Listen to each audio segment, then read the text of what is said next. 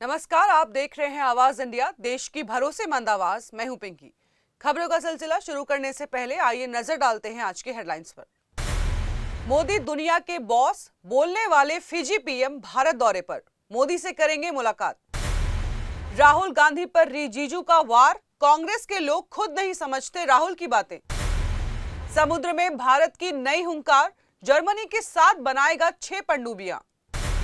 और भारत ने अमेरिका के लिए डाक सेवाएं की निलंबित, टैरिफ के लिए बड़ा कदम। अब खबरें विस्तार से।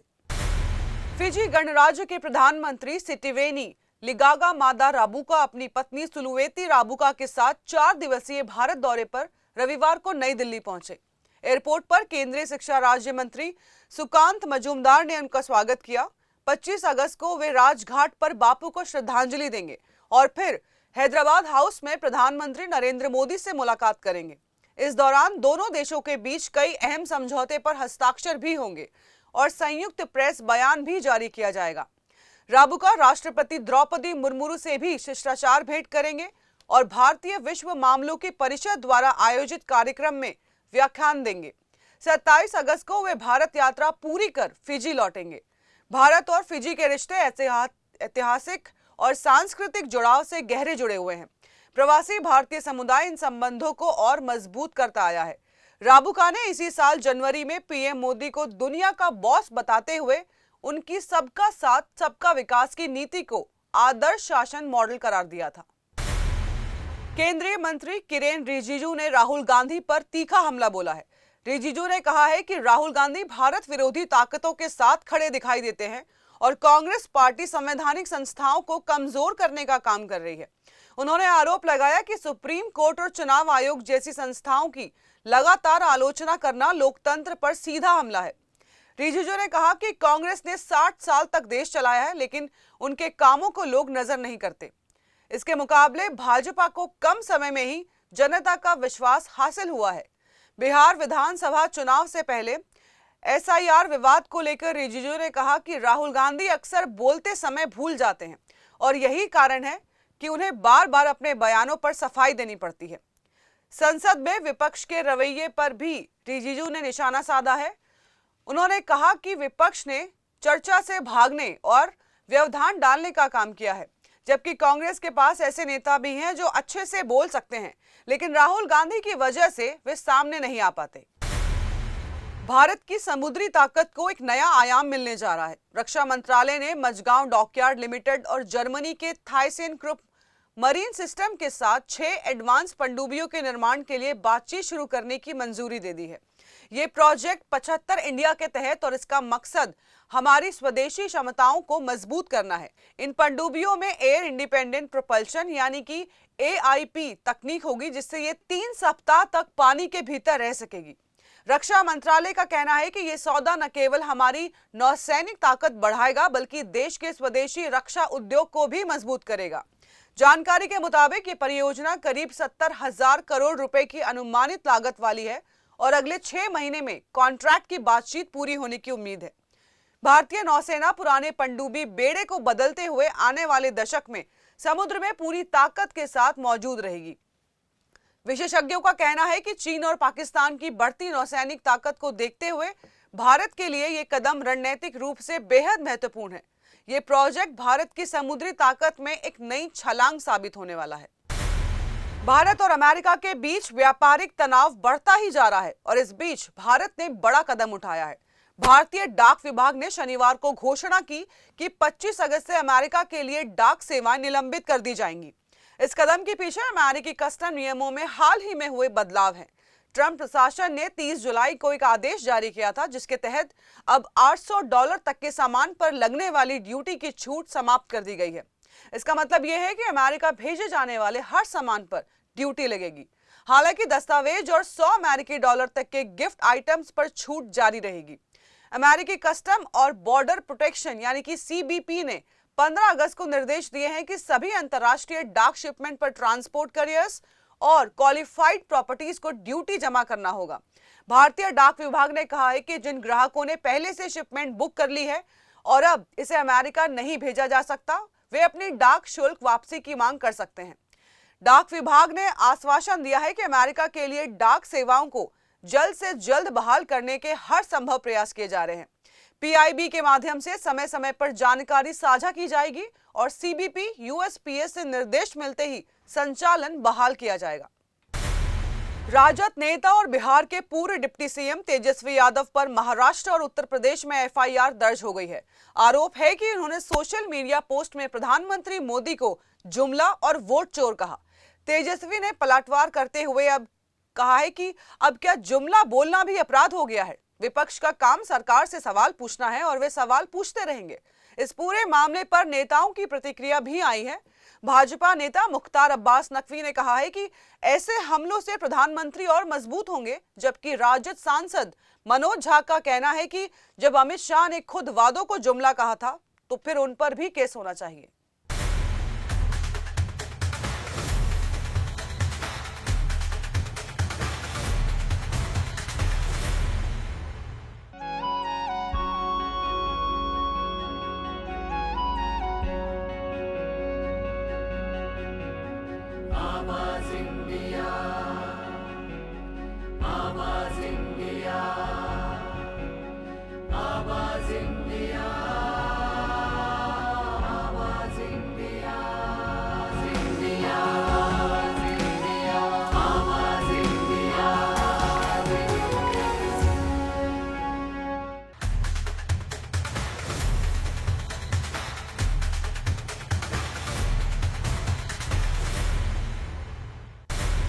दहेज की काली छाया ने नोएडा में एक और बेटी की जान ले ली है, वो भी अपने ही घर में, अपने ही पति के हाथों, अपने ही मासूम बेटे के सामने।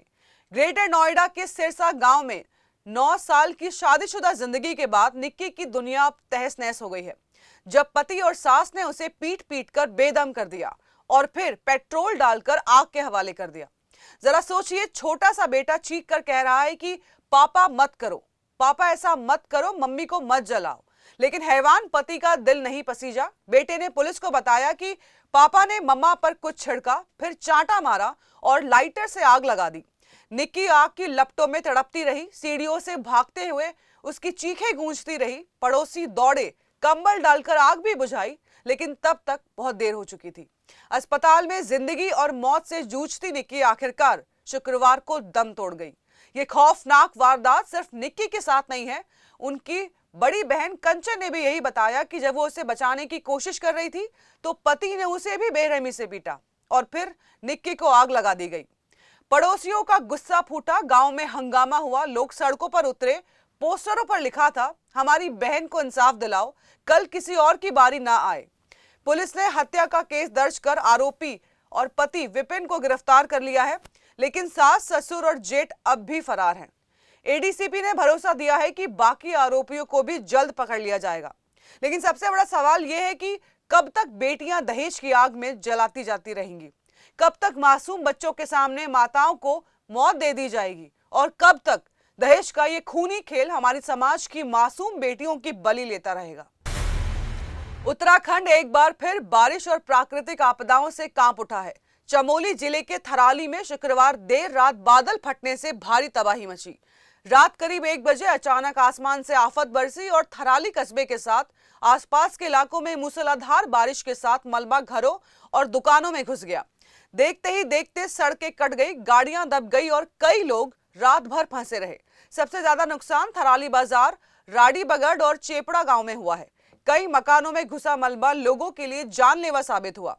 इस हादसे में अब तक एक व्यक्ति की मौत की पुष्टि हुई है, जबकि एक महिला और एक पुरुष लापता बताए जा रहे हैं। राहत दल लगातार उनकी तलाश में जुटे हैं। चमोली के डीएम संदीप तिवारी ने जानकारी दी है कि फिलहाल हालात काबू में लाने की कोशिश जारी है। बिजली और मोबाइल कनेक्टिविटी बहाल कर दी गई है। अस्पतालों में भी इंतजाम करा दिए गए हैं। राज्य सरकार ने भी बड़ी मदद भेजी है। SDRF, NDRF, ITB patch, SDRF, NDRF, ITBP और पुलिस टीमें मौके पर हैं। राहत शिविर बनाए गए हैं और वहां खाने पीने व ठहरने की पूरी व्यवस्था की गई है। हालांकि भारी मलबा और लगातार हो रही बारिश राहत बचाव कार्य में सबसे बड़ी बाधा बनी हुई है। इधर उत्तरकाशी में भी बारिश ने तबाही मचा दी है। यमुनोत्री हाईवे जंगल कट्टी में करीब 200 मीटर हिस्सा धंसने से पूरी तरह बंद हो गया है। सैकड़ों लोग घंटों से रास्ते में फंसे हुए हैं। जिला प्रशासन ने मौके पर पोकलेन और जेबीसी मशीनें लगाई हैं ताकि जल्द से जल्द मलबा हटाकर रास्ता खोला जा सके। इसके अलावा जनपद की 30 से ज्यादा ग्रामीण सड़कें भी बंद पड़ी हैं। थराली के लोगों का कहना है कि रात को अचानक आफत आई और कई लोग दुकानों व घरों के अंदर फंस गए। एक दूसरे की मदद से किसी तरह जान बचाकर लोग बाहर निकले। फिलहाल प्रशासन की प्राथमिकता लापता लोगों की तलाश और प्रभावित परिवारों को सुरक्षित ठिकानों तक पहुंचाना है। मुंबई लोकल से सफर करने वालों के लिए राहत भरी खबर है। वेस्टर्न रेलवे ने लोकल ट्रेनों की स्पीड पर लगी कई पाबंदियां हटा दी है। पिछले 2 सालों में 15 जगहों से स्पीड लिमिट हटा दी गई है। इसका सीधा फायदा यात्रियों को मिलेगा क्योंकि अब लोकल ट्रेनें पहले से ज्यादा तेज दौड़ेंगी और सफर में कम समय लगेगा। रेलवे अधिकारियों ने बताया कि Mumbai central, grand road, Kandivali और गोरेगांव जैसे कई इलाकों में पुलों के पुनर्निर्माण और नई लाइनों के निर्माण के दौरान सुरक्षा कारणों से स्पीड घटाई गई थी। काम पूरा होने के बाद अब ट्रेनों की रफ्तार बढ़ा दी गई है। पुराने ब्रिटिश जमानों के पुलों की जगह नए आरसीसी पुल लगाए गए हैं और मेल एक्सप्रेस ट्रेनों के संचालक को भी बेहतर बनाया गया है। वेस्टर्न रेलवे का दावा है कि अब 95% ट्रेनें समय पर चल रही हैं। बांद्रा, अंधेरी, जोगेश्वरी और माहिम जैसे इलाकों में ट्रेनों की स्पीड लिमिट हटाने से लोकल यात्रियों की परेशानी काफी कम होगी। मुंबई करों के लिए यह किसी गुड न्यूज से कम नहीं है। हजारीबाग के चरही थाना क्षेत्र में शनिवार देर रात उग्रवादियों ने सीसीएल की तापीन नॉर्थ परियोजना पर हमला कर दिया। इस हमले में आरकेएस कंपनी के 6 भारी वाहनों को आग के हवाले किया गया। उग्रवादियों ने पोकलेन और हाइवा वाहनों में पेट्रोल और डीजल डालकर उन्हें जलाया। इस दौरान ड्यूटी पर मौजूद ऑपरेटरों और कर्मचारियों के साथ भी जमकर मारपीट की गई। उग्रवादियों ने कंपनी को काम बंद करने की चेतावनी देते हुए मौके पर पोस्टर चिपकाए। पुलिस ने घटनास्थल से पोस्टर बरामद कर सघन जांच शुरू कर दी है। सीसीएल प्रबंधन ने कर्मचारियों और ऑपरेटरों की सुरक्षा सुनिश्चित करने का भरोसा दिया है। ग्रामीणों ने बताया कि उग्रवादी पिछले कुछ दिनों से इस इलाके में सक्रिय थे और कंपनियों को निशाना बनाने की धमकी दे रहे थे। इस हमले ने पूरे इलाके में खौफ का माहौल पैदा कर दिया है।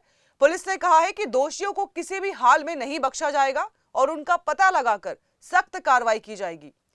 टीपीसी उग्रवादी संगठन अक्सर खनन कंपनियों से लेवी की मांग करता रहा है और इसी विवाद के कारण यह हमला हुआ माना जा रहा है। राजस्थान इस वक्त आसमान से बरस रही आफत से जूझ रहा है। कोटा और बूंदी में हालात इतने बिगड़े कि प्रशासन ने रेड अलर्ट जारी कर दिया है। नदियां खतरे के निशान से ऊपर बह रही हैं। घरों के भीतर तक पानी घुस चुका है और सैकड़ों परिवार अपने आशियाना छोड़ने को मजबूर हो गए हैं। हालात बेकाबू होते देख सेना को राहत बचाव के लिए मैदान में उतार दिया गया है। कोटा, बूंदी और हाड़ौती क्षेत्र की तस्वीरें किसी डरावने मंजर से कम नहीं हैं। सड़कों पर तेज बहाव है। कई जगह पुल और सड़कें पानी में समा गई हैं। जगह जगह गाड़ियां फंसी हुई हैं। लोगों को सुरक्षित निकालने के लिए नाव का सहारा लिया जा रहा है। राजधानी जयपुर भी बारिश से बेहाल है। पिछले 24 घंटों से लगातार हो रही बरसात ने राजधानी की सूरत बिगाड़ दी है। पौष इलाकों की कॉलोनियां पानी पानी हो गई हैं। सीवर चौक हो गए हैं। शहर की प्रमुख सड़कें तालाब में तब्दील हो गई हैं। जगह जगह जाम लगा है और लोग घंटों रास्तों में फंसे हैं। नगर निगम की तैयारियों की पोल एक बार फिर खुल गई है।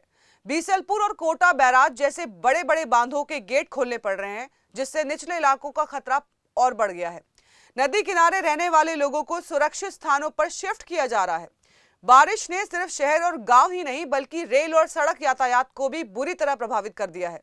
दिल्ली मुंबई एक्सप्रेसवे पर जगह जगह पानी भर गया है। कई ट्रेनों की रफ्तार धीमी पड़ गई है। मौसम विभाग का अनुमान है कि और भी चौंकाने वाले काम सामने आ सकते हैं। जयपुर मौसम केंद्र के निदेशक का कहना है कि monsoon trough line Ganganagar, Churu, Gwalior से होकर बंगाल की खाड़ी तक जा रही है। यही वजह है कि लगातार बादल बरस रहे हैं और ये दौर 25 अगस्त तक जारी रहने वाला है। राजस्थान के लोग इस वक्त दहशत और बेबसी के बीच जी रहे हैं। आसमान से आफत बरस रही है, सड़कें दरिया बन चुकी है और जिंदगी पटरी से उतर गई है। तो फिलहाल के लिए आवाज इंडिया में बस इतना ही। देश और दुनिया की खबरों से जुड़े रहने के लिए देखते रहिए आवाज इंडिया।